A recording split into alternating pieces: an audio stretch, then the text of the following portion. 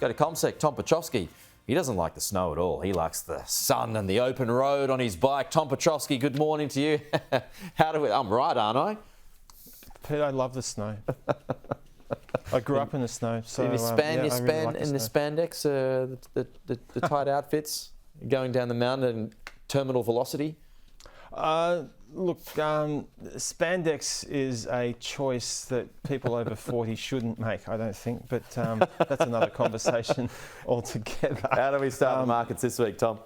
Look, we're just going to be in negative territory when we kick off this morning, Pete. So the interesting thing is that there's been some pretty substantial positive momentum built up for stocks, be it in the US or even at home over the course of the last week. But they had a breather on Friday because there are a couple of US Federal Reserve officials running around talking about the need for yet higher interest rates to get inflation under control, a common refrain. But in the context of the hawkish pause that we saw last week from the US Fed, this week is an important one because we have two opportunities to hear from the US Federal Reserve Chairman Jerome Powell when he testifies before Congress midweekish. It's a holiday tonight in the US, so it'll be a bit of a quiet atmosphere for the next couple of days. But nonetheless, a breather on Friday. We had the Dow down by 1/3%, the S&P 500 down 0.4%, and the Nasdaq down by around 0.7%. But significantly, as I said, that positive momentum,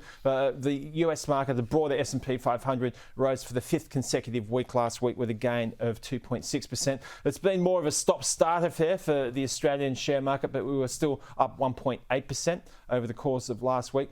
Tomorrow, we hear from the Reserve Bank. They'll be releasing the minutes from their last policy setting meeting, where they, in some quarters, unexpectedly raised rates by 1/4%.